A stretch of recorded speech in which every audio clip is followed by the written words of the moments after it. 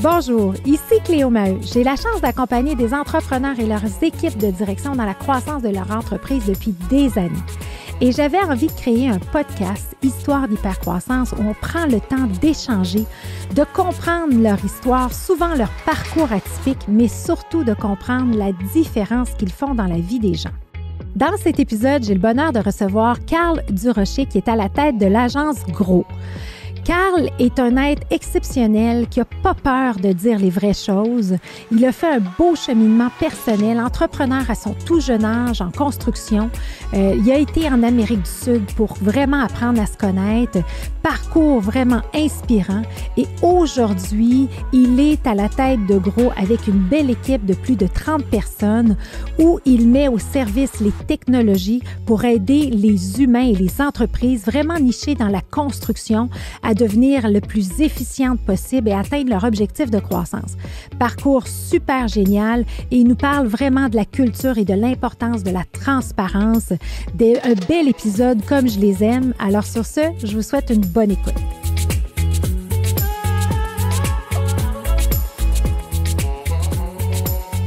Carl Durocher de l'agence Gros, bienvenue. Bien, merci à toi de m'avoir invité. Je suis très content d'être ici. Oui, écoute, on s'est découverts sur LinkedIn, les deux.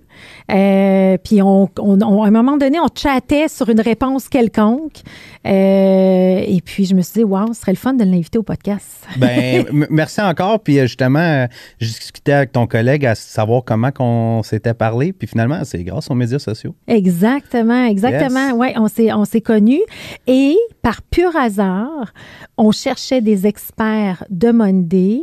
Et là, on se connaissait, on avait prévu le podcast. Et là, Stéphanie, ma collègue, cherche spécialiste Monday. Bang, on tombe sur l'agence Gros. Puis là, on dit, hey, là, il y a des coïncidences. C'est sûr qu'il y a quelque chose. Fait qu'il faut parler à Carl. Fait qu'on a commencé à chatter. Et c'est là que moi, en tout cas, on travaille ensemble. Tu nous aides beaucoup avec ton équipe. C'est extraordinaire. On va avoir la chance de découvrir un peu ce que tu fais. Puis ce que j'aime, c'est que tu le fais dans l'authenticité avec une belle culture. Tu es en hyper-croissance. Là, quand on parle d'hyper-croissance solide, fait que tu vas nous expliquer comment tu gères la complexité qui vient avec la croissance, avec ton expertise, tes outils. Mais avant de débuter, Carl, j'aime toujours connaître l'homme derrière l'agence, donc tu es fondateur de Gros. Mais c'est quoi ton parcours? Tu viens d'où? Tu es un entrepreneur depuis quand? Donc, raconte-moi un peu ton histoire. Je pense que, en fait, j'ai clairement une expérience qui est atypique dans le sens que j'ai commencé dans le domaine de la construction. J'étais jeune. J'avais 18 ans, grosso modo. Puis, tu sais, j'ai une mère, Guylaine, qui travaille encore avec moi à l'heure actuelle. En fait, c'est la première fois qu'on travaille ensemble. Ça fait 2 ans. Mais elle m'avait poussé dans le cul pour partir ma compagnie de toiture. Tu sais, vraiment pas à peu près. Elle m'avait organisé mes licences à RBQ puis tout le tralala. Puis, j'ai parti cette compagnie-là, du Rotois, en 2006. Quelque chose comme ça, avec un associé qui s'appelle Xavier. Puis ça a duré 8 ans, à peu près, cette aventure-là, mais tu sais, j'étais pas vraiment aligné. J'étais jeune, je me connaissais pas réellement. Quel âge à ce moment-là, Carl? 18 à 25, je te dirais. OK, quand même jeune, pareil, pour partir ça. Vraiment, définitivement. Puis le fait que je me connaissais pas moi, que je savais pas c'était quoi ma vision, que je savais pas forcément c'était quoi mes valeurs, puis que j'avais du travail à faire en termes de croissance personnelle aussi, bien, je me suis fait propulsé à l'extérieur de mon entreprise en 2014 parce que, bon, j'étais rendu vraiment, on peut se le dire, là, un boulet pour l'organisation en tant que telle.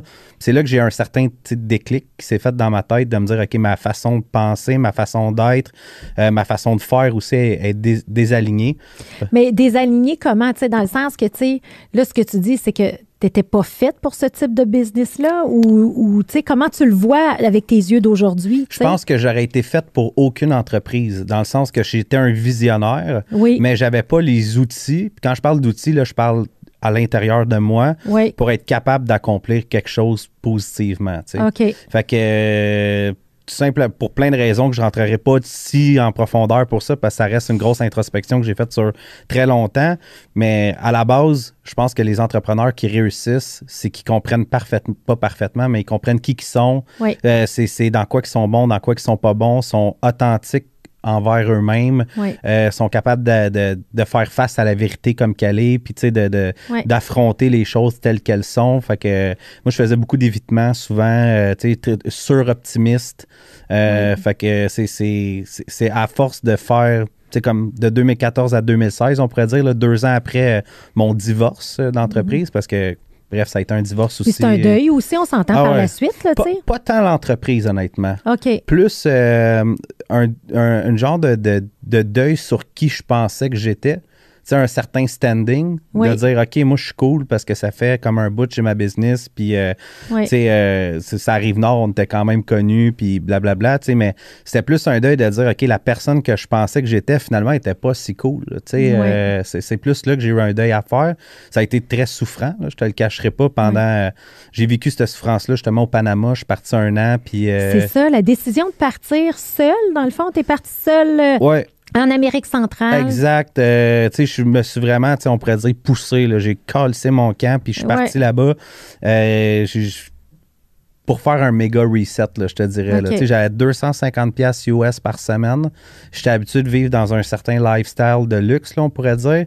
Là, j'avais plus une scène, j'avais plus tant d'amis, parce que, bref, ça avait été quand même intense comme situation. Puis c'est mes parents qui subvenaient à mes besoins, tu sais, à distance, puis qui me transféraient de l'argent comme ça. Puis le fait de vivre avec le minimum d'argent, qui était quand même pas mal là, pour là-bas. Là, le monde font ça par semaine, par mois. Moi, je l'avais par semaine. Mais ça a fait en sorte que je me suis focalisé sur 2 affaires. La lecture, fait que mon savoir-être, puis l'entraînement. OK. C'est juste ça que je faisais. Pendant comme 9 mois, 1 an, là, je faisais T'es-tu resté au même endroit? T'es-tu resté... Je suis resté... J'avais comme une place où est-ce que j'habitais qui était une maison extraordinaire, un coup de chance, encore une fois. Là. J'ai pu compter sur des Québécois qui habitaient là-bas, qui avaient une auberge. Puis ça donne qu'il y avait une maison juste à côté, dans la montagne, en plein milieu de nulle part, que c'était une Québécoise qui avait ça, mais qui est décédée du cancer pendant que j'étais là, mais que j'habitais chez les Québécois. Puis quand elle est décédée, ben ils ont dit, Carl, on a besoin de quelqu'un qui surveille la maison. Fait que j'ai été habité là. Écoute, fourré de la maison, 3 chambres à coucher, 3 salles de bain à flanc de montagne, le volcan Barou en avant de moi, les couchers de soleil de Mongol. Fait que c'est là que j'ai comme fait ma... Mais tu t'es regroundé, là. Tu sais, un anglicisme, mais tu dis, regarde, je me reconnecte avec moi-même, puis attends un peu, je réévalue les choses. Exactement. T'sais. Mais ça arrive souvent. Tu sais, parcours atypique, honnêtement, Carl, tous les gens qui viennent sur le podcast ont tous leur histoire, tu sais. J'ai mon conjoint qui est passé, qui a vécu la guerre, tu sais, qui a quitté son pays. Il y en a d'autres qui ont eu des parcours atypiques, tu sais, souvent. Puis c'est ce qui fait, je trouve, des grands entrepreneurs. Tu sais, à un moment donné, quand tu te ressors de ça puis que tu trouves ton X, watch out. Tu sais, c'est un peu ça, là. Ouais, mais ça c'est pas là-bas que j'ai trouvé mon X. OK. C'est, je te dirais, il y a peut-être 2 ans. OK. Mais avant qu'on tombe dans... Enfance, as-tu des frères, des sœurs? J'ai une sœur qu'on n'a pas vraiment Elle a travaillé pour moi pendant un petit bout de temps là, dans les dernières années, mais on n'est pas très... on ne fit pas ensemble. OK. Ben, vous évoluez chacun de votre côté. C'est ça, exactement. C'est en plein ça. Puis après ça, ben, mon enfance, moi, je viens d'une famille parfaite, avec des parents parfaits. Tout a tout le temps été bien. J'ai jamais rien manqué. Fait que c'est peut-être un manque de souffrance puis de défi de vie qui a fait en sorte que j'avais une confiance en moi surévaluée puis que je voyais tout le temps les choses juste positivement. Puis rien de négatif par rapport à mon éducation, là. Mais peut-être que si j'avais vécu plus de challenge quand j'étais jeune, au lieu de me faire dire que j'étais bon tout le temps, parce que j'étais bon à l'école aussi puis tout ça, ben il me manquait peut-être une coupe de tape à la gueule, tu sais, qui a fait que... Quand je n'ai mangé une pour de vrai, là, elle a fait mal, là, je te dirais. Là. Mais c'est drôle, hein, comment l'humain a besoin de souffrance pour grandir. Ah, 100%. Hein? C'est fou, hein? Oui. Ouais. Mais je me rappelle, c'est drôle que tu dises ça parce que quand j'étais au secondaire, j'allais au collège privé, tout ça, tu sais. Puis moi, j'avais mon père qui était médecin, très fortuné, ma mère qui vivait plus avec un artiste, pas beaucoup d'argent. Puis je venais d'un petit village, Beauceville, puis je me rappelle, au secondaire, j'ai commencé à voyager avec mon père. Mon père donnait des conférences partout dans le monde. Et puis je revenais et j'étais hors marge, si tu veux, en dehors de la marge de la société où tu voyages pas. Tu vas pas au Portugal quand tu as 12 ans, puis tu viens de la Beauce. Tu vois pas. Fait que moi, j'avais été 17 fois en Europe à 17 ans, tu sais. Mais je sortais du cadre, puis ça me donnait de la confiance parce que j'avais l'impression de connaître le monde. J'étais allée faire du ski dans les Alpes, j'étais allée, tu sais. Et ça a fait que je me suis fait exclure. Du groupe. Puis là, j'ai comme commencé à... OK, fait que là, tu sais, ton côté excès de confiance, puis ça m'a permis d'être... Tu sais, moi, je suis une rouge dans l'âme, je suis une fonceuse, mais ça m'a permis de comme me tempérer, si tu veux, pour comme réajuster le tir, puis comprendre l'importance de connecter avec les gens, puis pas avoir l'air de quelqu'un qui me vende. Puis, tu sais, fait que là, je fais beaucoup attention à ça aussi avec mon fils qui est rendu à 15 ans, tu sais, de dire, mais regarde, on est chanceux, on est fortunés, mais respect des gens, respect de, tu sais, il y a ça aussi, cette qualité-là qu'on veut inculquer. Hein, Absolument. Pour pas rester dans les hautes sphères. C'est pas vrai, il n'y a pas personne qui est dans les hautes sphères, puis on a tous des échecs à un moment ou un autre dans notre vie, là, tu sais. Hein. Puis, fait que là, tu sors de ce 2 ans-là, tu te... Puis, tu sais, c'est quoi les livres qui t'ont marqué? Parce que souvent, nos auditeurs aiment connaître les livres, tu sais, puis ça inspire. Puis on peut même les mettre dans les notes de l'épisode. Mais, tu sais, c'est quoi les éléments marquants qui t'ont permis, si tu veux, de cheminer personnellement à être une meilleure version de toi-même? Dans la transition, qu'on pourrait dire, là, ça a été Le Comte de Monte-Cristo, sans aucun doute. OK. Ça, tu sais, je l'ai relu, ça fait peut-être 3 ans environ. Fait que je l'ai relu une deuxième fois. Ça m'a permis de garder espoir. Si on veut. Le gars, il a été enfermé 14 ans, puis c'était quelqu'un qui était intelligent, mais il s'est fait trahir, tout ça, puis il a compris que la philosophie puis le savoir, c'était les 2 outils les plus puissants qu'il y avait au monde, puis c'est là-dessus qu'il a réussi à s'en sortir, et la chance. Parce que j'attribue énormément de parties, tu sais, comme mon succès que j'ai actuellement, la chance, c'est une énorme partie là-dedans, tu sais. Fait que pour moi, ça a vraiment, c'est l'espoir, en fait, que ça m'a donné. Puis après ça, ben, c'est How to Make Friends and Influence People de Dale Carnegie. Oui. Parce que ça m'a permis de comprendre comment qu'il faut comme agir avec les autres, puis justement gérer son ego, gérer sa confiance, comment se faire des amis, tout ça. Fait que ça a été pas mal les 2 livres qui m'ont permis de shifter mon mindset, là, je te dirais. Là, Ben, c'est bien. Puis t'es jeune, t'as 27, tu as commencé à 18 ans. Fait que t'es jeune, fait que t'as la vie devant toi, puis tu l'apprends. Ouais. Fait que là, tu sors de ça. Fait que là, tu t'entraînes. C'est quel genre d'exercice que tu faisais quand tu disais? Écoute, ça, c'est quand même assez drôle parce que gardez en tête que j'étais au Panama à comme 45 minutes d'une ville grande comme peut-être Saint-Jérôme à peu près, en plein milieu de nulle part. Là. À 1500 mètres d'altitude, fait que j'ai rien pour m'entraîner, mais je suis en montagne, fait que je mettais des livres puis des roches dans un sac à dos pour m'entraîner. Je faisais du jogging. Tu sais, je veux dire, j'ai encore plein de photos de ça. Je m'entraînais avec ce qu'il y avait alentour de moi.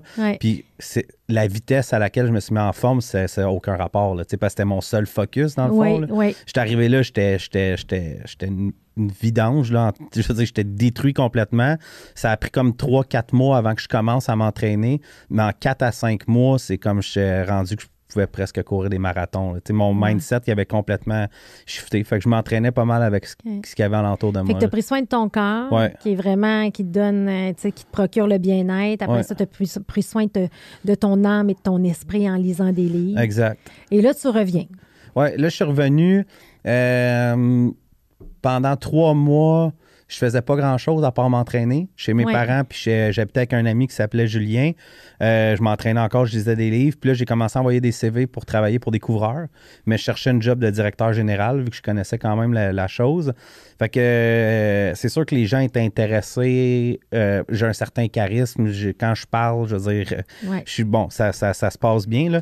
Fait que finalement, j'ai été travailler à Mont-Laurier pendant 1 an. Ça a été ma 2e tape, on pourrait dire, parce que je suis rentré là, j'ai explosé leur chiffre d'affaires, j'ai optimisé la compagnie mur à mur, mais à la fin de la saison, ils m'ont dit, écoute, Carl, ça ne marchera pas. On veut que tu t'en ailles parce que ta vision, c'est pas la nôtre.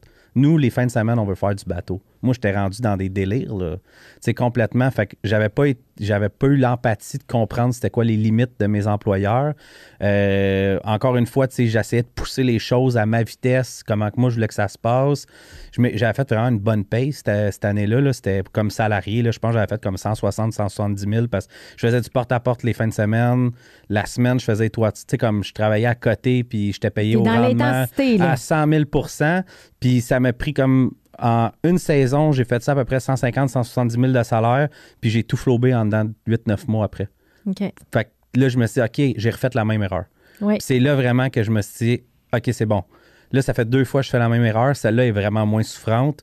Fait que qu'est-ce que je comprends pas encore? Puis c'est là que je suis tombé, comme on pourrait dire, dans mon 2e cycle de croissance personnelle qui a duré de 2016 jusqu'à, honnêtement, 2020, je te dirais. Là. Okay. Tu sais que là, c'était plus, OK, qu'est-ce que je veux faire dans ma vie? C'est quoi la job que je veux faire? Puis c'est là que je tombe en amour avec la technologie puis le marketing, je te dirais. Là. OK. Fait que Tu n'avais pas étudié là-dedans, là? T'avais pas... Ben, tu sais, quand tu es entrepreneur, tu étudies tout le temps. Oui. Fait que, est-ce que j'ai été à l'école? J'ai même pas de secondaire 5, tu sais. Fait que, est-ce que j'ai été à l'école là-dedans? Mais t'es un autodidacte qui lit, qui t'instruit, qui t'entoure, qui... Fait que j'ai étudié là-dedans, dans le fond. Oui. Puis là, t'arrives d'Israël hier, t'es en jet lag avec nous autres, mais t'es ici, mais t'es allé voir les meilleurs de l'industrie en Monday. Fait que le gars, il est up to date. J'aime ça apprendre. C'est ça. C'est vraiment, là. Tu sais, fait que je suis très curieux, en fait, même que des fois, c'est un peu des tocs, là, qu'on pourrait dire, là. Que je peux pas vivre avec un je sais pas ce que je veux savoir. Fait qu'il faut que j'aille au fond des choses. Mais ouais, c'est ça. Ça a été une période qui était un peu plate, je dirais, 2016 à 2020. Parce que c'est comme si j'étais de retour à l'école. Mais j'avais une grande vision, mais je savais qu'il fallait que je prenne du temps pour m'éduquer en technologie puis en marketing, puis faire des essais-erreurs toujours via l'entrepreneuriat, parce que Carl n'est pas capable de faire autre chose que via l'entrepreneuriat. Puis là, c'est vraiment depuis 2 ans, là, je te dirais là, que... Tu sais, comme là, je suis sur mon X, je vis ma passion. Puis, Tu vis ta passion, mais c'est là. Mais là, est-ce que tu as fondé l'agence Gros en même temps que la COVID? C'est quoi le timing? Non, j'ai commencé Gros en 2018. Fait que dans le fond, 2017, là, 2016, 2017. 2017, j'ai été directeur général d'une compagnie qui s'appelait On Demand. On Demand faisait de l'impartition de directeurs financiers pour les groupes automobiles. Fait qu'on dispatchait des directeurs financiers pendant 1 semaine, 2 semaines, 3 semaines, 1 mois, puis on a bâti une plateforme web d'emploi par-dessus tout ça. Fait que j'ai compris la programmation, puis dans mon expérience on demand, j'ai rencontré 2 joueurs clés, si on pourrait dire, pour Kevin Audi, qui était mon partner de Gros au début, quand ça s'appelait Made by Audi, il y a 5 ans presque. Puis j'ai rencontré aussi Philippe Chrétien, que lui, j'avais vendu une franchise de On Demand pour en Europe, puis il m'a amené en Europe. Puis là, c'est là que j'ai commencé à travailler avec les dealers automobiles en Europe. Ça, c'est 2018-2019.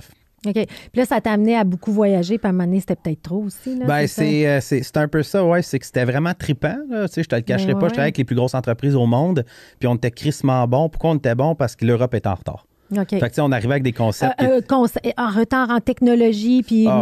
Oui? C'est comme fou, là. Tu sais, mettons, là, en 2019, je travaillais avec RRG, que ça s'appelle. C'est Renault Retail Group. C'est 225 concessionnaires automobiles de la marque Renault, OK? Oui. Ici, à Albi, c'est genre 30 dealers. Là. Fait que c'est 8 fois plus gros. Puis je travaillais avec Émile Frick, c'était 600 dealers. Des monstres, là. Pas de CRM. Non. Je te jure. Okay. Fait que là, pour ceux qui ne connaissent pas un CRM, c'est Customer Relationship Management. Donc, comment tu traduis ça dans le fond? C'est une filière dans le nuage. OK. Fait qu'au lieu d'avoir des tiroirs avec des dossiers papier, puis tout, là, mais un CRM, c'est un logiciel dans lequel tu fais toute ta gestion de prospects jusqu'à ta facturation. Tu lâches ton Rodex, là. Comment on appelle ça? Là, tu sais, l'espèce de carte des cartes, Rolodex. Rolodex, exact, c'est ça. Fait que là, OK. Fait que toi, tu étais là-dedans. Fait que c'est là un peu aussi l'initiation technologie à travers ça. Tout de suite après On Demand, dans le fond, là, c'était vraiment là qu'on allait sur place, puis on aidait Philippe, que lui, il avait une entreprise qui faisait des ventes privées automobiles. Fait que c'est comme des événements dans des dealers que, dans le fond, ils fouettent les vendeurs à faire du cold call, à appeler leurs clients, à faire venir les clients en magasin, puis leur vendre des autos. C'est des événements qui durent 3 jours. Nous, on est rentré avec le marketing digital en 2018. On s'entend, là, rien de nouveau, là. Mais eux, ils faisaient pas ça. Fait qu'on faisait du lead gen pour... Au début, on a commencé avec des petits concessionnaires. Philippe faisait 40 000 par mois à cette époque-là, au début, tu sais. Fait qu'on faisait des ventes privées. On faisait du marketing par-dessus les ventes privées, puis en 6 mois, on a genre monté à 200 000 en revenus en vente mensuelle parce que tout le monde nous contactait. Hyper croissance, manque d'expérience. Philippe, c'était un jeune entrepreneur de 50 ans. Fait que c'était la première entreprise qu'il avait, comprenait pas forcément les concepts de cash flow puis tout ça. Fait que ça a été vraiment excitant pendant 1 an. Mais à la fin, c'était trop de stress pour lui. Là, puis moi, il fallait tout le temps que je sois là-bas en Europe. Fait que, mettons, je pense septembre 2019, j'ai dit, check, moi, je peux pas te suivre. Là, je peux pas tout le temps aller là-bas, puis ça fonctionne pas. Fait que j'ai tiré la plug sur ce projet-là qui, honnêtement, me procurer beaucoup d'expériences folles. Je travaillais en Suisse, à Genève, à Marseille, puis c'était tout le temps avec, comme les patrons de Mazda en Suisse, mettons. Fait que c'était des rencontres qui étaient vraiment cool.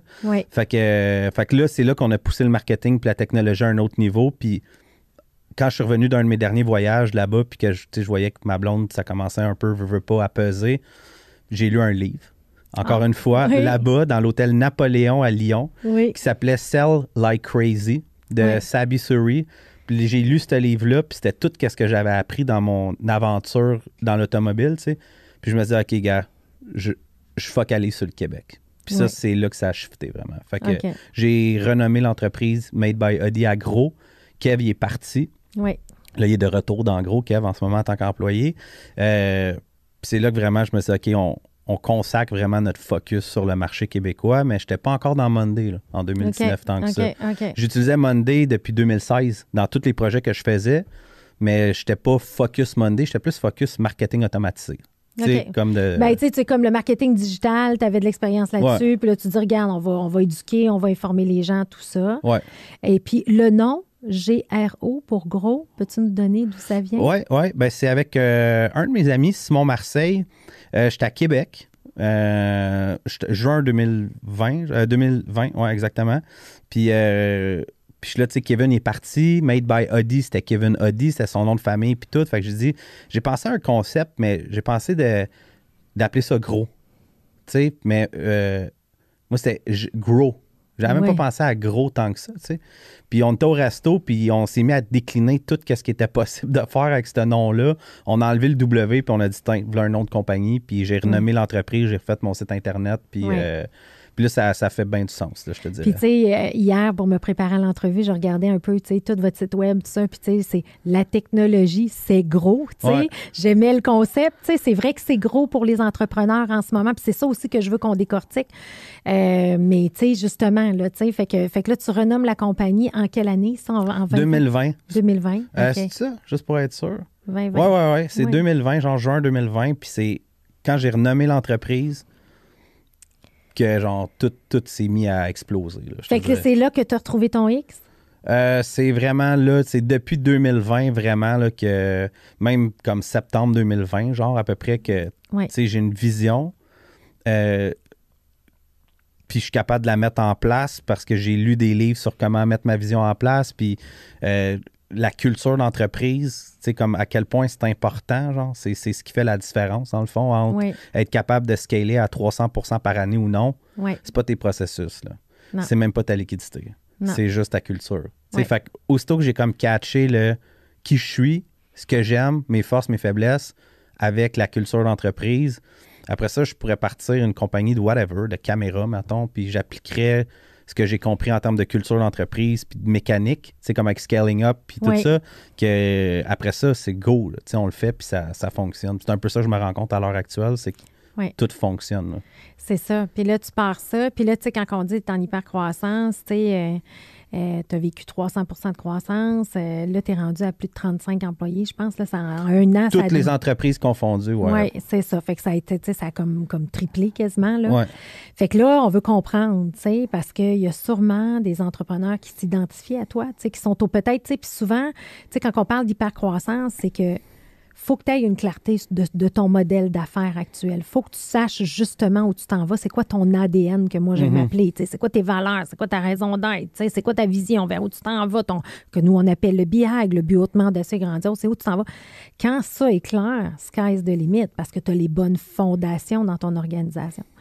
Fait que là, tu as commencé à travailler là-dessus, puis tu as amené l'équipe là-dedans. Et là, tu as commencé à focusser sur différentes choses. Fait que j'aimerais ça voir un peu l'évolution dans la tête de l'entrepreneur. Parce que là, tu as les rênes. Là, tu n'es pas employé, tu n'as pas de partner. Là, c'est comme Carl à 100%. Là. En 2020? Oui. En 2020, oui. Mais ce qui a été game changer pour moi, ça a été la rencontre de Charles, qui est maintenant mon partenaire. Oui. C'est vraiment Charles. Dans le fond, c'est simple. On était 4, je pense, avant que Charles embarque. Fait que septembre 2020. Oui. Puis j'ai chassé Charles via un chasseur de tête. Puis c'est là que en même temps, Charles, son premier mandat, c'était la première compagnie de construction qui nous appelait pour qu'on implante Monday. Il s'appelle Evoludev. Fait que j'ai juste crissé Charles dans le feu, puis il s'est débrouillé. Fait que là, j'étais là, oh shit, OK, j'ai quelqu'un que je peux crisser dans la marde, puis qui va être capable de faire ce que moi, j'ai comme vision dans ma tête. Puis vu que Charles, c'était devenu un pilier pour moi, ben là, après ça, tout le reste a tellement été vite que ça a déboulé. Ah, vraiment. Là, ça a déboulé. Ouais. Ça a déboulé. Puis, tu sais, dans le fond, fait que Charles est plus opération. C'est quoi son rôle dans l'organisation? Charles, c'est l'intégrateur. Oui. Fait que c'est un directeur général. Oui. C'est lui qui est en charge des fonctions de l'entreprise, là, de s'assurer qu'il y a une synergie là-dedans. Là, vu qu'on est en hyper-croissance, à l'heure actuelle, Charles est 50% de son temps dans les opérations, ce qui n'est pas une bonne chose. Là. Oui. Fait qu'il va supporter la livraison de mandats puis tout ça. Moi aussi, mais moi, c'est correct. Moi, mon rôle, c'est d'être dans les opérations, tu sais. Oui. Parce que je suis beaucoup en R&D puis tout ça. Fait que, mais là, Charles, il est en train de mettre des gens en dessous de lui pour qu'il puisse se réélever. Bâtir l'équipe de Exact. leaders de haute performance pour lui, il puisse s'élever au-dessus de la mêlée et contribuer à la vision. Charles, à quelque part, c'est mon boss. OK. Fait que moi, je vais avoir la vision de où est-ce qu'on s'en va. Oui. Après ça, je vais communiquer ça. Dans la planification stratégique, je vais être le leader décisionnaire sur bien des aspects, je pourrais dire. Mais un coup que le plan est fait puis que j'y remets entre les mains, c'est lui le boss. Ouais. Fait que s'il me dit « Ah, attends, ça, ce projet-là, ça fonctionne pas avec où est-ce qu'on s'en va », je suis mieux d'être prête en esti avant de dire qu'on prend cette direction-là. Là. Ouais. Il faut que j'ai un plan, il faut que je l'explique, il faut que j'aille. C'est pas juste on tourne à droite. Là. Fait que là, dans le fond, l'évolution de Carl, c'est que tu vas travailler plus aujourd'hui en collaboration avec des gens intelligents qui t'entourent. Ouais. Puis tu vas être à leur écoute, puis vous allez danser le tango ensemble pour savoir est-ce qu'on pousse ou on pousse pas, on avance ou on n'avance pas, que de pousser la machine à haute intensité, mettons. C'est vraiment ça, en fait. C'est vraiment. L'enjeu, je pense, de bien des entrepreneurs, là, c'est que ils sont pas faits pour réaliser leur vision. Ils sont faits pour l'avoir, de savoir où est-ce qu'on s'en va. Ouais. Puis le point A, point C, ils comprennent que le C, là, s'il passe à peu près par là, c'est fucked up ce qui est au point C. Ouais. Mais le B, il est manquant, puis c'est pas la même personne qui sait le A et le C que la personne qui sait le B. Fait qu'il y en a qui sont capables. Mais ils vont rester 5, 6, 7, 8 employés, puis c'est bien correct. T'sais. Mais aussitôt que tu as des ambitions de créer quelque chose qui a une certaine complexité, il faut que tu comprennes que en tant que propriétaire de l'entreprise, c'est pas toi qui as toutes les solutions. Oui. Faut que tu ailles compenser avec tes forces, tes faiblesses via des gens qui ont tes forces. Puis ça peut être ton partenaire, cette personne-là, mais c'est pas obligé non plus. Tu n'es pas obligé d'avoir un partner là, en business. Mais maintenant, en 2022, avec la complexité économique qu'il y a, l'hyper-spécialisation, l'hyper-compétitivité, c'est vraiment difficile d'y arriver sans partenaire, à mon avis. À ton avis, exact. Ouais. Oui, puis en même temps, tu veux intelligence collective, contribution collective, succès collectif aussi, là, c'est plus des one-man shows non plus. Là, il y en a encore une coupe, mais puis c'est correct, dans le sens que il n'y a pas d'un modèle d'affaires qui est mieux qu'un autre, mais aussitôt que tu as une vision qui est quand même grande, puis encore une fois, c'est dur à quantifier, là, mais pour presque, j'ai pas aucun de mes clients qui a une grosse business à l'heure actuelle qui n'a pas de partner. Ouais. Zéro. Ouais. Même pas un. Ouais. Fait que c'est sûr qu'il y en a qui y arrivent tout seuls, mais ils ont peut-être commencé en 2011. Bien, souvent, c'est ça. Ils ont comme, tu sais, où c'est une reprise familiale, puis ça fait déjà 60 ans qu'ils existent, puis, tu sais, ils savent s'entourer de bons gestionnaires qui vont bien traiter, bien... c'est ça. Exact, tu sais, avec des bonus, des choses comme ça, mais je suis d'accord avec toi que c'est de moins en moins... Et là, dans le fond, c'est quoi la vision de Carl? La vision de Carl ou Gros? La vision de Carl et de Gros. All right, parce que je pense que c'est deux choses qui sont complètement différentes. Là. Mais qui devraient être complémentaires. C'est très complémentaire. Okay. La vision de Carl, c'est d'être libre. Oui. Mais une liberté qui est sans limite, dans le sens que je veux pouvoir apprendre ce que je veux apprendre, je veux pouvoir aller où est-ce que je veux aller, je veux pouvoir créer ce que j'ai envie de créer. Oui. Cette liberté-là, elle a un coût, dans le fond. Oui. C'est un coût en termes de ressources humaines, c'est un coût en termes d'argent, c'est un coût en termes de discipline et de tout ça. Mon entreprise, j'ai une vision beaucoup plus grande de la vie que je veux avoir que j'en ai une pour mon entreprise. Okay. Puis j'ai remarqué que souvent, les gens dans mon entreprise ont une plus grande vision pour Gros qu'ils en ont une pour eux-mêmes. Fait que bref, on a fait des activités de vision boarding parce que je disais à mon équipe, c'est pas normal que moi, Carl, qui est le propriétaire de Gros, a une plus grande vision pour ma vie perso que pour mon entreprise. Puis quand je vous pose la question à vous, c'est quoi ta vision dans la vie? Tu sais, t'as 30 ans, tu es une femme, qu'est-ce que tu veux accomplir dans ta vie? Il ramenait tout le temps ça au travail. Je disais, non, on s'en calisse de ça. C'est quoi ta vision de vie? Oui. À 40 ans, là, tu ressembles à quoi? Tu penses à quoi? T'as-tu une famille? Explique-moi qui t'es, tu sais. Oui. Puis je me rendais compte que le monde ne le savait pas en tant que tel. Mais pour la job, c'était clair vraiment. Fait que liberté pour Carl. Pour ce qui est de mon entreprise, ben, c'est un véhicule pour que je puisse atteindre ma liberté que, comme je t'expliquais en début de rencontre, Pour moi, c'est meaningful work, meaningful relationship, puis radical transparency. Ray Dalio. Fait que c'est pas moi qui ai inventé ce concept-là, mais j'y adhère vraiment. Considérant l'échec que j'ai eu en 2014, qui était 100% lié à mon manque de transparence, que je disais pas les vraies choses, que j'étais trop optimiste, etc. Pour moi, c'est extrêmement important dans ma vision perso puis celle au travail qu'il n'y ait aucune forme d'opacité. Tout le monde sait le salaire de tout le monde à ma job. La structure organisationnelle est mise sur un tableau. Tout est... Demande-moi n'importe quoi, je vais te le dire, sauf si c'est un secret professionnel en lien avec... Ça peut mettre l'entreprise en péril. Mais sinon, radical transparency. Après ça, meaningful relationship. Ce que je me suis rendu compte qui me passionnait, c'est pas le fait que j'implante des logiciels. C'est pas le fait qu'on aide des compagnies de la construction. C'est les relations avec ma job qui me passionnent. C'est les partnerships que je fais avec mes clients. C'est les partnerships que je fais avec mes employés. Il n'y a pas personne dans mes employés sous toute réserve, parce que là, je parle plus avec tout le monde, là, que j'inviterais pas à souper chez nous. Fait que si je peux pas inviter quelqu'un à venir souper chez nous, est-ce que vraiment je le veux dans mon entreprise, tu sais? Fait que ça, c'est pour moi meaningful relationship. Puis meaningful work, ben c'est à quelque part que mon travail ait un impact positif dans ma vie puis dans la vie des autres qui m'entourent, tu sais? Fait que si mon travail serait un peu de fourvoyer les gens, bah... Puis il y en a plein de compagnies comme ça, là, on ne peut pas se le cacher. Il y a plein de gens qui ont une entreprise pour faire de l'argent, puis no judgment. Moi, ça me rejoint moins. Fait que ma vision, dans le fond, c'est vraiment ces éléments-là. Ah, ça me fait du bien. Ça me fait du bien d'entendre ça. J'aime ça, entendre ça des entrepreneurs parce que, ça revient un petit peu, tout ce que tu dis, ça revient un petit peu à Simon Sinek, que moi, j'adore, que je parle tout le temps, mais il dit chaque individu devrait savoir quelle est sa contribution et quel est son impact positif. Tu sais, what's my contribution, what's my impact?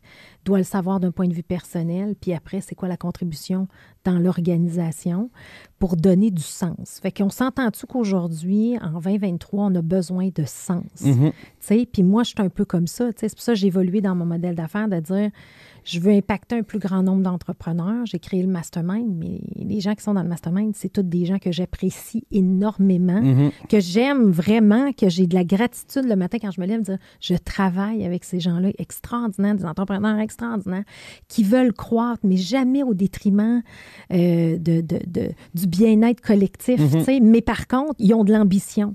Puis c'est ça que j'aime. Ce que tu dis, c'est que oui, les bases de meaningful work, tu sais, et tout ce que tu fais, mais quand tu te connais bien, pourquoi il faut que tu réduises ton ambition puis ton intensité? Si tu es drivé par une passion. Puis c'est ça que tu veux créer avec tes gens. Puis j'ai vu l'exercice justement sur les réseaux sociaux du Vision Board. Comment ça s'est passé? Puis est-ce que c'est un exercice que tu recommanderais de faire avec les équipes? C'est une excellente question. Justement, il a fallu que j'efface le Vision Board que j'avais mis parce qu'évidemment, il y a des choses perso des employés là-dessus, mais je n'avais pas pensé dans mon intensité. Mais dans le fond, ce qu'on a fait, là, c'est que suite à dans le fond, à la fin de l'année, je rencontre les piliers de l'entreprise. Fait que je rencontre à peu près 8 personnes que je voulais savoir c'était quoi leur vision. Je me questionnais. Fait que, puis là, je me suis rendu compte que sur 8, ben, honnêtement, il n'y en avait pas tant qui avaient de vision claire sur leur vie personnelle. Fait que j'ai dit, OK, fine. Meeting de fin d'année, brunch 18 décembre, je leur explique le constat qui est pour moi troublant. J'ai dit, qu'est-ce que vous en pensez si on fait un atelier de vision boarding? Fait que j'ai une méthode à laquelle je fais mission, vision, valeur, puis vision boarding, puis tout ça pour les entrepreneurs. Puis j'ai dit, on va l'appliquer pour nous. Fait que c'est comme, c'est quoi ta vision? Puis après, il y a une planification stratégique perso qui découle de là avec des OKR, des KPI, puis toute la même chose. Moi, je suis bleu. Fait que bref. Ceci étant dit, on s'est tous logués online dans le temps de Noël. On était à peu près une quinzaine. Puis on a pris Miro, là, qui est un gros outil de whiteboarding. Puis on a commencé par définir nos valeurs. Fait que j'avais mis plein de post-it avec plein de valeurs, tu sais, comme l'authenticité, la transparence, bref, tout ça. Puis là, les gens se sont trouvés 5 valeurs. Après ça, il fallait qu'ils identifient leur why personnel. Fait que c'était-tu d'avoir un impact, c'était-tu la liberté, c'était-tu de whatever, d'aider les gens. Puis suite à ça, pour définir mieux la vision, parce que quand tu peux la visualiser, ça devient plus clair, puis les sacrifices que tu fais ont une raison tangible. Tu sais, ta souffrance quotidienne en tant qu'être humain ou en tant qu'entrepreneur, si tu vois la vision de ce que ça va te donner, cette souffrance-là, c'est beaucoup, tu sais, c'est sûr que c'est mieux. Le gym, tu souffres, mais tu checkes dans le miroir pendant que tu fais tes pipes, ben, tu te dis, ah, je vais être en forme, puis après, je vais être plus beau, puis la confiance vient en ligne. Fait que bref, c'est un peu le même principe. Fait que le monde a pris plein de photos de comment ils se voyaient plus tard. Puis ça a été vraiment cool parce qu'il y a des gens qui ont fait une introspection à se dire, hey, finalement, quand je faisais ma vision, là, ben, j'ai un de mes collègues qui a dit, moi, Carl, j'ai 40 ans, là, je vais être libre financièrement à 50. Je sais compter, il faut que je fasse 300 000 par année dans les 10 prochaines années pour pouvoir être libre financièrement à 50 ans. Suite à cet atelier-là, qui a eu lieu là, 1 mois et demi, 2 mois, il a changé de rôle. C'est un développeur, puis maintenant, il s'en vient être architecte avec nous autres. C'est comme de la vente un peu, tu définis les besoins, tout ça. On fait des podcasts, nous autres aussi pour l'Escadron. Fait que là, lui, il est super équipé en podcast. Fait qu'il fait les podcasts les soirs de fin de semaine, une fois de temps en temps. Puis là, j'ai proposé, check, le studio d'architecture, tu veux-tu le prendre en main? Puis, tu sais, nous autres, on fonctionne que c'est des studios, puis tu peux être partner dans les studios, puis tout ça. Fait que juste le fait qu'il ait communiqué sa vision, mais quand tu communiques ta vision, il y a des gens qui l'entendent, puis il y a des gens qui vont se dire, OK, mais je vais t'aider à accomplir ta vision parce que veux pas, ça va m'apporter quelque chose sans retour, tu sais. Fait que c'est ça que ça a fait, c'est que les gens m'ont communiqué leur vision, puis là, je suis capable de comme connect the dots, puis dire, ah, attends un peu, tu sais, ça, on pourrait faire telle affaire, puis ça t'intéresse-tu? Oui, parfait, ben gars, là les outils, mais après, tu te débrouilles. Ouais, comme... Mais en même temps, c'est que tu leur donnes une belle opportunité aussi de grandir en fonction de leur X. C'est ça. C'est ça que tu veux, ultimement. Ouais. C'est ça. C'est drôle parce que dans la dernière traduction de livre que j'ai fait de Warren Rustin, il parle beaucoup de la clarté de vision, mais personnelle et familiale. C'est quoi ta clarté de vision? Qu'est-ce que tu veux faire? T'sais? Et quand les gens l'ont bien défini, ça change tout, tu sais. Moi, ça a toujours été d'inspirer et d'être complice du succès des gens qui m'entourent. Je le fais dans le cadre du travail au niveau des entrepreneurs, mais d'un point de vue personnel, je suis quelqu'un, j'ai une grande générosité, puis j'aime ça être généreuse, puis j'aime ça donner. Bien, tu sais, là, je vis le cancer, mais je me suis impliquée dans une fondation, Garde tes cheveux, puis je suis sur le CA, puis je veux pousser cette fondation-là. Puis depuis ce temps-là, j'ai mis des publications sur les réseaux sociaux. J'ai aidé 4 femmes. Je me sens sur mon X, tu sais, je sais pas, tu sais, et c'est ce... Puis là, les gens vont dire, ben voyons, tu sais, tu devrais arrêter, tu devrais... non, je me sens tellement drivée de l'intérieur à créer quelque chose d'encore plus grand que moi, puis avoir un impact positif, que je veux aller de l'avant, puis ça me fait du bien, puis ça m'aide dans ma guérison, là, tu sais, j'ai pas de trouble avec ça. Puis c'est ça que chaque humain a besoin en ce moment. Puis c'est ça que tu as créé avec le Vision Board, tu sais. Fait que tu sais, mettons les gens qui voudraient travailler là-dessus, tu sais, le Vision Board, tu sais, moi, je travaille beaucoup en stratégie avec le Vivid Vision, dans le fond, qui est comme la vision 3 ans des organisations. Mais as-tu des outils ou un livre? Qu'est-ce qui t'a inspiré, le Vision Board? Ben, c'est toi qui l'as défini un peu? Je l'ai défini, mais tu sais, ça revient à la même affaire que Scaling Up, puis EOS, puis toutes ces affaires-là. C'est que ce qui marche pour une entreprise là, marche très bien pour un individu aussi. Là. Ben oui, tu l'appliques. C'est Big Audacious Goal, mission, vision, valeur. Après ça, c'est quoi tes OKR, tes Objective and Key Results? Objectif, je perds 30 livres, mettons. OK, mais c'est quoi tes Key Results? T'inscrire au gym, acheter ton stock. Tu sais, comme, faut tout que tu bâtisses, à mon avis, si tu bâtis ta vie comme ça, tu augmentes ton taux de réussite de manière, tu sais, comme... Oui. Et puis là, tu embarques. Puis ça revient aussi un petit peu avec Atomic Habits, dans le fond, de James Clear, qui est très rigoureux. Tu sais, dans le fond, l'excellence vient avec une discipline personnelle. Mais souvent, c'est beau avoir la discipline personnelle, mais tu as cette discipline-là. Pourquoi? Bien là, c'est là qu'on peut avoir des outils comme ça. Puis toi, ça t'aide à contribuer au bonheur de tes clairement, gens. Parce que je te dis, si tu parlerais à mon ancien partenaire Xavier de 2014, justement, par rapport à être fiable, puis avoir une discipline, puis avoir un agenda, il dirait, c'est Carl, c'est fuck all là-dedans. Maintenant, je veux dire, j'ai 40 meetings par semaine, j'en manque peut-être 1 ou 2 là-dessus. J'ai une routine hyper claire. Des fois, je vais, comme prendre des engagements que je respecte pas, mais c'est parce que j'en ai 100, puis il y en a 95 que j'atteins. Mais tout ça, c'est basé sur le fait que maintenant, j'ai une vision claire. Là. Oui. Fait que de me lever à 4h30, 5h tous les matins, là, même pas besoin de cadran. Là. Ouais. Je veux dire, je me réveille puis je suis sur le gun déjà. Là. Première chose que je fais, je vais sur mon ordi, je check mon calendrier, je check mon compte de banque. Je veux dire, j'ai ma routine à laquelle j'adhère. Puis là, c'est plus l'aspect comme santé que je suis en train de reprendre en main. Ouais. Mais parce que, bref, mais c'est aussitôt que tu as une vision claire, Ouais. Mais il faut faire attention. Puis ça, Carl, on s'est parlé juste avant les fêtes. Là, puis c'est là que je t'ai envoyé mes livres parce que je t'ai dit mettre son masque à oxygène en premier puis le leader en nous, dans le sens qu'une fois que tu prends soin de toi, tu vas avoir un impact. Mais, puis même moi, là, ça fait 15 ans, je suis passionnée puis je travaille comme une bonne puis bang, cancer du sein. Fait que là, tu te la poses la question. Là. J'ai-tu été le gaz dans le fond trop? Puis pourquoi ça m'arrive à moi? Puis, mais en même temps, je ne suis pas restée longtemps là-dedans. Parce que je me suis dit, OK, ça ne m'arrive pas pour rien. Puis il y a quelque chose de plus fort qui va sortir de ça. Fait qu'à chaque obstacle, je le vois comme une raison de m'améliorer puis tout ça. Mais pourquoi qu'on se pousse à bout comme ça? C'est quoi? On est tellement drivé ou dans cette intensité. Comment tu l'expliques? Là, moi, c'est très simple. C'est un mentor que j'ai en ce moment qui me dit, Carl, on n'écoute pas les autres. Tu penses vraiment qu'on va écouter notre corps? Oui. Tu sais, c'est, je veux dire, un entrepreneur, puis quand je dis on n'écoute pas les autres, c'est les perceptions des autres, je veux le savoir, leur point de vue, je veux le savoir. Oui. Mais si j'ai une idée, là. T'as une idée dans la tête, là. 9 personnes sur 10 vont me dire que c'est pas une bonne idée. C'est ça, être entrepreneur, c'est que tu mises contre le marché. Oui. Fait que là, l'affaire, c'est que ton corps, puis là, tu sais, je viens de frapper 35, là, je vais avoir 36 dans 2-3 semaines. Petite jeunesse. C'est pas le. C'est plus pareil. Tu as des limites avec lesquelles il faut que tu composes. Puis ce que je me suis dit pour reprogrammer mon cerveau, c'est que je me dis, OK, si je veux performer plus, il faut que mon corps soit plus en santé. Oui. Parce que dans le fond, je veux pas ralentir. Là. Moi, je crois pas ça au burn-out. Là. Honnêtement, là, j'en ai eu 3-4, puis j'ai catché c'est quoi un burn-out, puis c'est pas le travail qui fait que tu as un burn-out. Là. C'est le stress. Oui. C'est l'anxiété. C'est quand tu as du négatif dans ta tête. Si tu vas à la pêche à tous les jours, 14 heures par jour dans ta chaloupe, puis que tu lis un livre, puis tu as du fun, tu feras pas de burn-out. Mais le travail, si tu es dans le même mindset que le pêcheur avec son livre, tu feras pas de burn-out non plus. Ouais. Mais quand que tu joues dans un certain niveau d'intensité, parce que le stress, il est là, il faut que tu ailles le corps pour suivre, il faut que tu ailles le mindset aussi. C'est pour ça qu'à toutes les semaines, 2 fois par semaine, j'ai un coach de performance, Axel, avec qui on communique nos émotions, puis tout le monde fait ça chez Gros, là. C'est pas juste moi, là. Fait que pour justement être sûr qu'on est aligné avec notre vision, nos besoins psychologiques, nos stress, etc., pour être sûr qu'on tombe pas dans des loops, là, Fait que toi, dans le fond, tu as designé ton entreprise parce que tu vis ça comme personnel. Tu dis, je veux pas embarquer mes gens dans ma folie, façon de parler, là, mais dans mon intensité.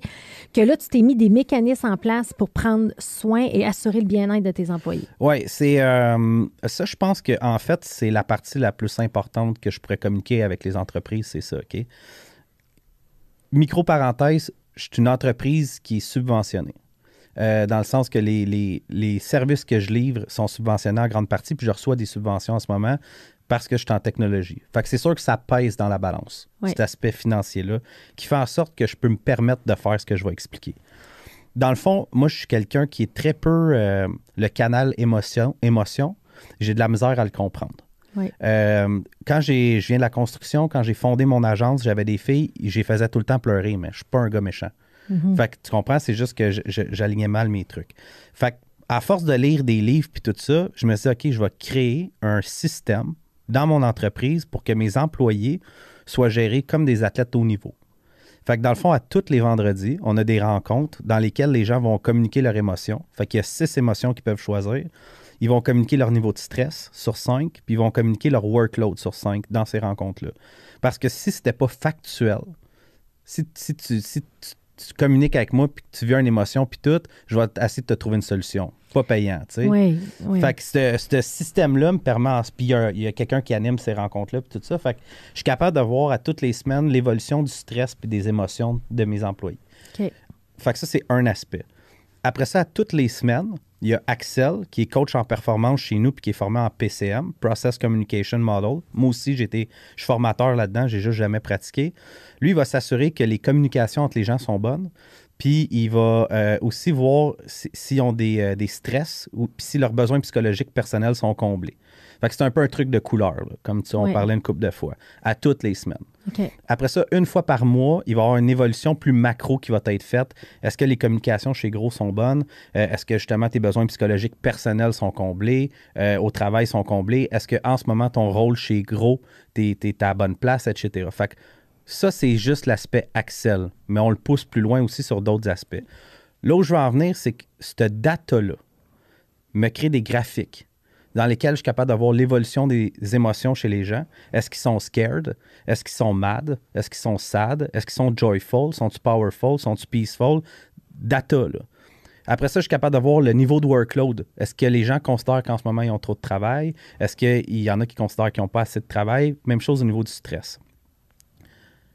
Avant d'avoir une rencontre avec un employé, Axel va me faire un débrief de 3 minutes pour me dire sa perception des choses. Suite à la dernière rencontre que moi j'ai eue avec cette personne-là, Axel il était là. Est-ce que moi j'étais sous stress? Est-ce que j'ai jugé la personne? Est-ce que j'étais à l'écoute? Puis Axel va faire la même chose avec l'autre personne. Fait que notre niveau de communication est extraordinaire. Oui. La seule et unique raison pourquoi j'ai tout mis ça en place, parce qu'il y a quand même un coût à tout ça, c'est que c'est rentable. Oui. Je suis quelqu'un qui est généreux, mais si c'était pas rentable, je ne pourrais pas me permettre de faire ça. Oui. Fait que là où je veux en venir, c'est que l'investissement le plus grand que vous devriez faire dans votre entreprise, c'est vous assurer que les gens qui sont en place performent au maximum. Mais dans un cadre safe et exact. de bien-être. C'est sécuritaire et bienveillant. Absolument. C'est ça. Les grosses études qui sont sorties de KPMG, puis de Gallup, puis tout ça aujourd'hui, c'est les employés veulent de la sécurité. Là, tu leur procures la sécurité. Puis ils veulent avoir des leaders authentiques et bienveillants. C'est-à-dire que, regarde, on est tout humain, on n'est pas parfait, mais tu es en train d'humaniser une business de technologie, en fait, en faisant ça. Je suis vraiment performance-driven. Oui. Moi, dans le fond, là, qualité comme un défaut, là, je chiale jamais. Ouais. Fait que dans le fond, je tolère pas que les gens chialent, entre guillemets, au bureau. Je veux que les gens, je leur dis, qu'est-ce que tu veux? Quelles ressources tu veux? Dis-moi-les, je vais te le donner, tu sais. Ouais. Mais, fait que, don't get me wrong, là. C'est pas que si je fais ça avec les gens, c'est que vu que je les pousse au maximum, ils sont tout le temps en inconfort, je te garantis. On est souvent dans des situations stressantes, mais je veux monitorer les gens. Leur donner les outils qu'ils ont besoin, puis m'assurer que le safe space fait en sorte que la transparence radicale au niveau des communications est flawless. Fait que si moi, dans un meeting, je suis pas correct, ou je dis quelque chose qui fait pas de sens, puis que l'employé me le dit pas, je vais être en crise. Fait que je vais dire, man, tu as tous les outils, tu as la permission de me dire où est-ce que je me suis planté. Dis-le, tu sais. Viens pas me dire un mois après que tu es dans une situation de stress parce que l'autre jour, j'ai pas été correct. Au pire, ils ont même le droit. Tu rumines ça à l'intérieur. Ils ont le droit d'appeler Axel puis de dire, hey, j'ai eu un meeting avec Carl, puis c'est pas clair où est-ce qu'il s'en va, ça me stresse. Écoute, c'est automatique l'intervention. Là. Je me fais caler, moi, en meeting pour dire, yo, ton projet, là, genre, explique-nous-les parce qu'on comprend pas. Puis c'est pas clair. Exactement. Fait que si tu t'attends à ce que tes gens soient high performance, il faut que tu leur donnes l'accompagnement qui vient avec, qui est leur bien-être, puis le safe space. Sinon, c'est impossible. Environnement. Mais c'est exact. Mais j'aime vraiment ce que tu dis comme ça, parce que moi, je suis un peu comme ça, plein de projets, plein d'idées, plein de challenges. Puis des fois, je peux brusquer, tu sais, puis je m'en rends pas compte. Fait que c'est de trouver ces moyens-là. Puis tu sais, aujourd'hui, on voit des tendances comme Office Vibe, Amelio, qui vont mesurer un taux d'engagement. Mais toi, tu as designé ton propre système, puis tu as même mis un coach à l'interne qui s'occupe de ça. Fait que c'est pas... Puis ce que j'aime dans ce que tu dis, c'est pas de la ressource humaine, de la gestion de ressources humaines. On n'est pas là pantoute. On est dans le développement de l'humain, de son plein potentiel, puis de te sentir écouté, puis on va te donner ce que tu as besoin. Ça s'appelle du TCC, je pense. C'est thérapie cognitive, mais il me manque un mot. C'est que dans le fond, c'est pas de la psychologie, j'ai pas de psychologue à l'interne, mais c'est comme un peu genre PNL, PCM, si on te donne des outils pour communiquer, être bien avec toi, gérer tes stress, puis tout ça. Mais ce qui est le fun, c'est que toi, ça me fait capoter parce que c'est ça quand tu dis un parcours atypique, mais regarde ton parcours, comment il est important, parce que tu t'es découvert toi, tu as connecté avec le toi, tu as parti ta business, puis là, tu veux que les gens ne souffrent pas comme toi, tu sais, puis que tu les amènes, tu sais, dans le fond, c'est carrément ça que tu es en train de faire. Même que je veux qu'ils souffrent, mais en petite dose, de manière continue, puis que cette souffrance-là les pousse à grandir, mais pas à avoir des gros downs. Oui. Tu sais, fait que des fois, je le vois avec mon partner Charles, là, il a 6 ans de moins que moi, il a moins d'expérience, puis je suis là, asti man, fuck, ça va lui faire mal, ça. Tu sais, comme en ce moment, il vit une passe qui est tough, parce que, mettons, puis encore une fois, rien against Charles, là, il est parfait, mais ça fait comme 9 mois que j'ai dit que ça prend un directeur des opérations, tu sais. Il était, je suis pas sûr, mais je vais pas commencer à argumenter à l'infini avec pour lui faire comprendre que dans ma vision de visionnaire, je pense que tu as besoin de quelqu'un là. Juste, vas-y, fais-toi mal. Puis, vis-le, puis à un moment donné, il va le ressentir, puis il va lever la main, il va dire, je suis rendu là, j'en ai besoin. c'est ça, puis c'est la même chose pour moi. Là. Ben oui, sur plein d'autres affaires. Exactement. C'est qu'à un moment donné, il faut que tu laisses le monde se planter, puis tu lâches prise. Fait que je suis contente. Merci beaucoup de nous avoir parlé un peu parce que je trouve que c'est ça ta force, c'est ça que j'ai découvert en toi. Puis je les ai vus, là, tes tableaux puis tes façons. Puis la première fois qu'on a fait notre appel ensemble, je voyais tes graphiques puis j'étais là, my God, il est sauté ce gars-là, c'est capoté, là. Tu sais, j'ai jamais vu ça. Mais maintenant, si on parle de l'Agence Gros elle-même, qu'est-ce qu'elle fait? Tu as une spécialité en construction. J'aimerais que tu nous parles de ça. Tu as créé une académie aussi. Puis tu es spécialisé au niveau des entrepreneurs en construction. Ouais. Fait que parle-nous un peu de ce que vous faites, puis pour peut-être avoir aussi des gens qui ont besoin de toi, tu sais. Fait que explique-nous un peu qu'est-ce que fait l'agence. Ben, tu sais, en partant, comme j'expliquais, j'avais 10 ans d'expérience dans le domaine de la construction, puis c'est juste là 2 ans que j'ai reconnecté avec tout ça. Dans le fond, la vision de Gros, c'est de devenir un one-stop shop agency pour les entreprises de la construction qui désirent croître ou devenir plus efficaces avec la technologie. Ça, c'est 80% de nos clients. Après ça, on travaille avec des universités, des villes, des entreprises comme la tienne, mais où est-ce qu'on est en train vraiment de narrow notre target? C'est vraiment au niveau de la construction. Le jaune d'œuf, là, le jaune d'œuf où tu te focuses, c'est ça. Même qu'au 1er septembre 2023, en principe, après, on prendra plus de clients en dehors de la construction, sous toute réserve et sans préjudice. Fait que dans le fond, nous autres, on va... tu es une entreprise de la construction, ben on peut t'aider de manière très verticale. Je suis partner dans une académie qui s'appelle l'Escadron, dans laquelle on va aider l'entrepreneur à se libérer de ses opérations puis à bâtir une équipe sur le chantier puis dans ses bureaux qui est extraordinaire. Ça revient au même que mission, vision, valeur, planification stratégique, OKR. Puis on deep dive un peu plus dans gestion des contrats, gestion administrative, gestion de projet. Fait que ça, c'est l'académie pour les gens de la construction. On a 70 étudiants à l'heure actuelle puis peut-être 2000 personnes à peu près dans la communauté. Fait que ça, c'est l'Escadron. Je l'ai parlé tout de suite pour le mettre de côté. Gros, à l'heure actuelle, il y a 3 studios là-dedans, qui sont des entreprises distinctes. Il y a croissance, efficacité puis architecture. Les architectes, c'est eux autres qui vont, un peu comme dans une maison, qui vont venir définir c'est quoi tes besoins que tu as dans ton entreprise, puis ils vont venir cartographier tes processus, toujours avec l'objectif d'implanter de la technologie après puis des logiciels. Fait qu'ils vont... Pour améliorer ta performance puis ton efficacité. Exactement. Fait qu'ils vont dire, OK, il y a un client qui rentre. Ça part tout le temps de là, en principe. Là. C'est quoi toutes les étapes jusqu'à ta facturation au bout, là, quand c'est fini, final. Ça, c'est l'architecture. Efficacité font de l'implantation de logiciels. Fait que c'est Monday principalement avec lesquels on travaille. Monday, Pipedrive, QuickBooks, Avantage, Akumba, qui sont des logiciels comptables avec lesquels on va venir connecter les finances et les opérations ensemble, pour pouvoir avoir une vue d'ensemble dans ton data puis dans ta gestion. Puis il y a Croissance après qui est une agence marketing. Okay. Que Croissance en ce moment, je pense que son book, c'est peut-être 30% des compagnies de la construction. Mais justement, là, on en prend de plus en plus pour qu'on sache vraiment de quoi qu'on parle. Oui. Tu rentres puis on est là. Là, j'ai un nouveau projet à l'heure actuelle qui s'appelle NTR. NTR, c'est un logiciel pour les entreprises de la construction qui est bâti on top de Monday. Fait qu'autrement dit, c'est qu'on prend on appelle ça un framework. Fait qu'on prend la structure de Monday puis on la personnalise de manière très avancée pour permettre à une entreprise de la construction de gérer de manière 360, sauf certains aspects vraiment, comme la comptabilité, ça va tout le temps rester dans un logiciel comptable, par exemple, mais tout le reste, là, ressources humaines, culture, leadership, croissance, whatever, que tu peux gérer toute ton entreprise directement dans la plateforme. Puis en ce moment, c'est déjà ça qu'on livre. C'est juste que le logiciel en tant que tel, il n'est pas standardisé. Et intégré peut-être comme un produit, fait que là, tu le développes. C'est ça. Mais là, pour ceux qui ne connaissent pas, on parle de Monday depuis tantôt. Donc, Monday, pour moi, c'est le nouveau Asana, donc un logiciel de gestion de projet plus. Mais explique-moi, c'est quoi là, pour les gens qui le comprennent. Et vous êtes, juste avant, tu nous disais, tu arrives d'Israël, tu es dans les top 10 au niveau des services de Monday, dans le fond mondial.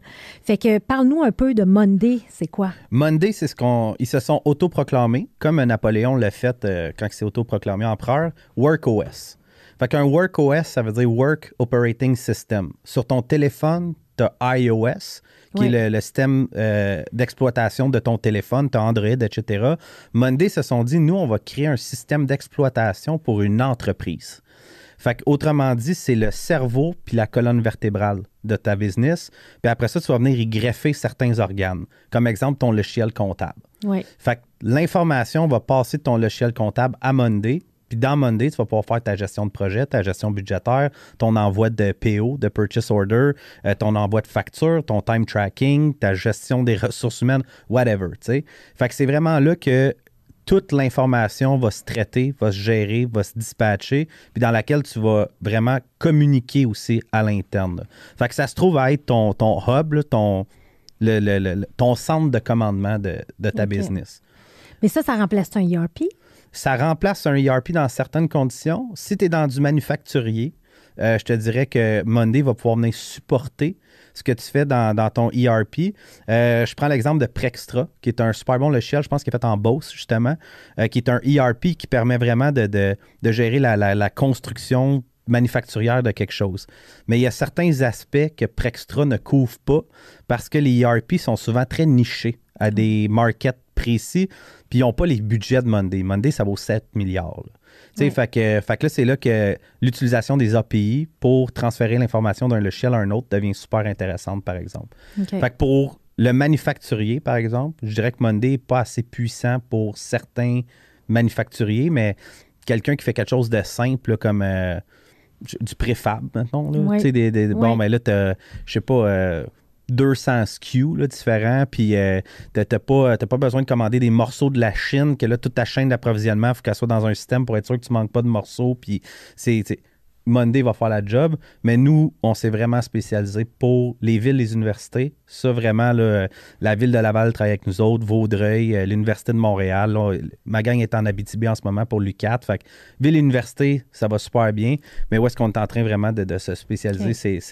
c'est pour la construction. Là. Puis moi, je le vois. Moi, je suis une micro-entreprise. Puis à un moment donné, il fallait se structurer. On est en train de productifier un mot que j'ai inventé, l'offre de coaching, pour plus que ce soit du coaching one-on-one, mais qu'on évolue avec des produits. Puis on avait besoin de se structurer. On l'a fait comme par nous-mêmes Monday, mais bang, on est arrivé avec ton expertise, ton équipe. Puis là, c'est comme vous avez tout changé nos tableaux de bout pour bout. Puis là, on est comme, OK, là, j'ai plus besoin de me réveiller à la nuit pour dire, t'as-tu fait ça, t'as-tu fait ça, t'as-tu fait ça. C'est comme tout est intégré dans Monday.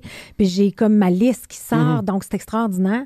Et fait que l'intégration, en fait, tu sais, de par les 3 divisions d'affaires que vous avez en ce moment, les 3 combinés amènent une grande efficacité pour des entrepreneurs de la construction qui veulent mettre une structure et utiliser, moi j'aime ça bien dire, utiliser les technologies au service de l'humain pour faciliter leur travail qui fait en sorte qu'ils sont plus performants. Oui. C'est sûr que, tu sais, on ne se le cachera pas, là, la transformation numérique, là, c'est probablement l'épreuve la plus difficile dans laquelle une entreprise va passer au travers. Oui. C'est de la gestion de changement, c'est de la gestion budgétaire, c'est d'arrêter d'être dans nos opérations pour implanter quelque chose. C'est apprendre quelque chose de nouveau, c'est vraiment difficile. Tu sais.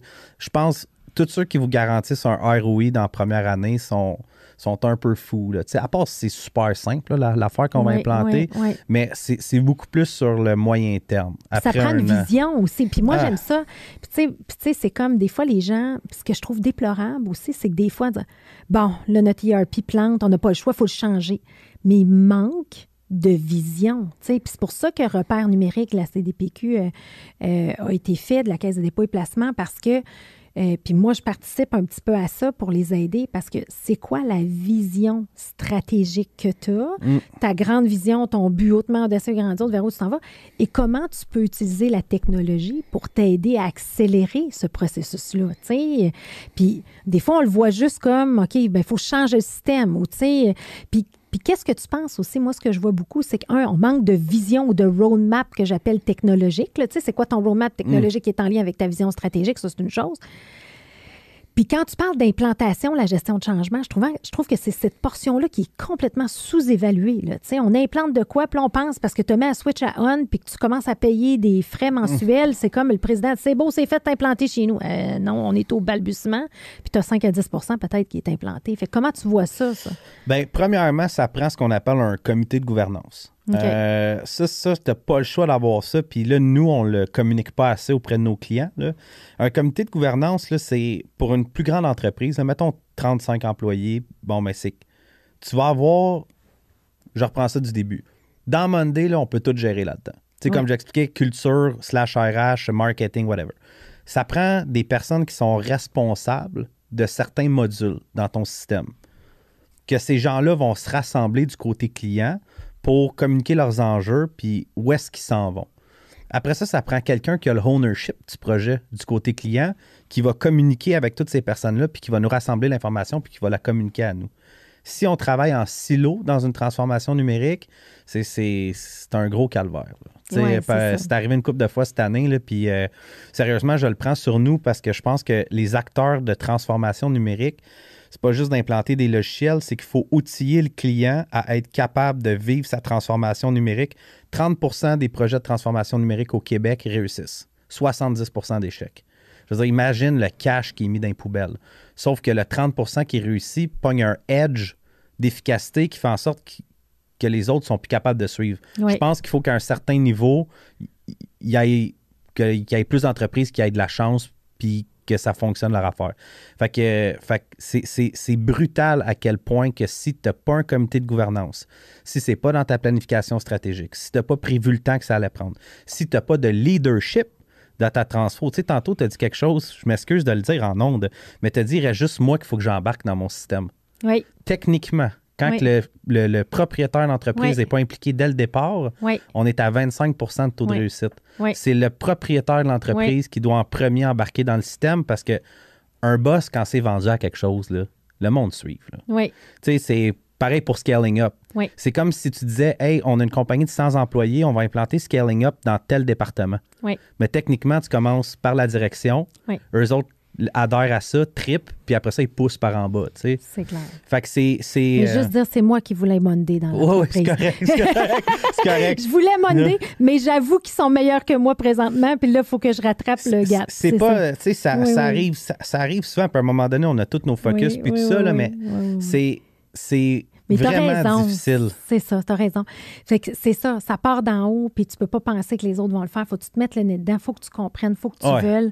Puis si tu le fais pas, ça ralentit. Puis aujourd'hui, les deux accélérateurs de croissance, parce que moi, tu sais, dans la structure Scaling Up, je travaille toujours en coaching selon 4 décisions. Fait que là, il faut que tu aies les bonnes personnes aux bonnes places, les individus, la bonne stratégie, la bonne exécution, puis les liquidités pour arriver.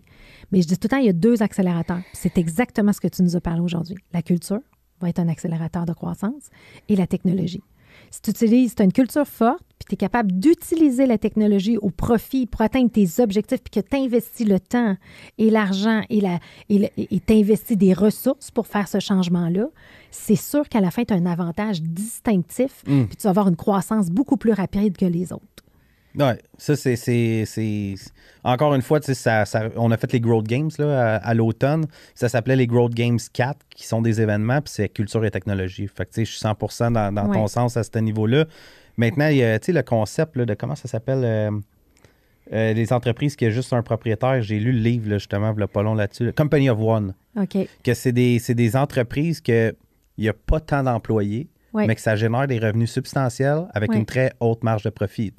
Ben, c'est un peu le cas de ton entreprise, je pense. Puis les Company of One qui s'appuient sur la technologie puis mettent en place une culture d'autonomie, que les acteurs de l'entreprise sont autonomes, c'est fou, là. Puis c'est un peu le mindset de gros avec nos studios. Oui. C'est qu'on se dit, on bâtit un studio, on met quelqu'un actionnaire de cette affaire-là. Il y a comme 8 à 12 personnes par studio. Ils ont une très grande autonomie. Ils ont mission, vision, valeur. Ils ont des objectifs, des budgets, puis tout. Mais après ça, c'est la culture de gros, plus nos outils technologiques qui font en sorte que ces studios-là peuvent performer puis aller à une bonne vitesse. Mais encore une fois, c'est beau de parler de ce qu'on parle aujourd'hui, mais la transformation numérique, c'est crissement difficile, honnêtement. Oui, c'est pas facile. C'est fou, là. C'est pas facile. Non. Fait que là, dans le fond, on arrive déjà à la fin. Y a-t-il quelque chose que tu as envie de dire à nos auditeurs, justement? C'est une bonne curveball, ça. Oui. Ben, je vous dirais, sérieusement, là, lisez Principles pour ceux qui sont capables de lire ce livre-là parce que ça fait faire une grande introspection sur l'importance de la transparence puis de... Bref, de Ray Dalio. Oui, vraiment. On va le mettre le lien dans nos notes. Game Changer. J'ai lu ce livre-là il y a 3 ans. Je viens juste de me le retaper encore. Puis là, je l'ai lu avec une certaine maturité qui est plus grande. Puis après ça, je dirais le point numéro 2, c'est travailler sur vous-même. Puis la meilleure chose que vous pouvez faire, c'est de focaliser sur avoir le plus de perception possible sur qui vous êtes. Fait que d'avoir des angles sur comment vous avez agi, comment vous êtes dans une situation, etc. Parce qu'on est les pires personnes, souvent, pour savoir qui qu'on est puis comment qu'on agit. Puis le plus qu'on est aligné avec qui qu'on est puis ce qu'on pense qu'on est, le plus que les gens vont apprécier travailler avec nous autres, puis le plus facilement que ce que vous allez avoir comme vision va se réaliser. Fait que... C'est où qu'on reçoit le feedback ou la rétroaction honnête de nos gens? Toi, tu as réussi à l'avoir, ça. De mes employés. Exact. Peu importe t'es qui dans l'entreprise ou whatever, honnêtement, je me fais démonter à tous les jours. Oui, mais tu remontes, puis c'est justement, tu grandis, tu évolues là-dedans. C'est ça. Exact. Un coup que tu es dans ce beat-là de te dire la souffrance, c'est correct, je vis avec, puis je veux le feedback très cru de mes employés sur mes décisions. C'est sûr que des fois, je regarde des messages dans Slack, justement, puis je suis là, ah si, OK, celle-là, il fait mal. Ouais, c'est comme, je pensais que j'étais bon, là, puis, OK, ouais, mais là, c'est que tu prends le temps de réfléchir, tu mets ton ego de côté, tu avances, tu continues, tu communiques, puis tu remercies les gens de te donner leur feedback. Cette transparence-là, puis cette capacité à souffrir-là, en fait, c'est juste ton ego qui souffre. T'sais. Un coup que tu vis avec, après ça avance vraiment plus vite. Mais Carl, merci infiniment. Plaisir. Un entrepreneur sans ego et ambitieux. J'adore ça. C'est toujours ma définition quand je choisis des gens avec qui je veux travailler. Alors, je te souhaite toute la liberté désirée pour le futur. Et ce n'est que partie remise pour reparler ensemble. On a plein de belles choses à partager. Absolument. Merci encore pour l'invitation.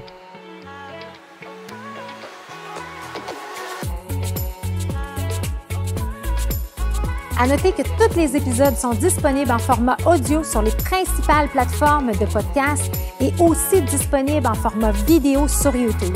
Si ce podcast vous a inspiré, sachez que vous pouvez retrouver tous les outils utilisés par ces entrepreneurs à travers une boîte à outils que j'ai cumulée au fil des années. Tout simplement vous rendre sur hypercroissance.com/outils.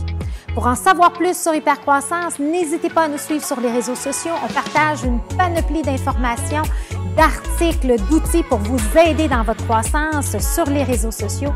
Et si ce podcast vous a plu, je vous invite à le partager avec quelqu'un à qui ça pourrait être utile. Merci et à bientôt.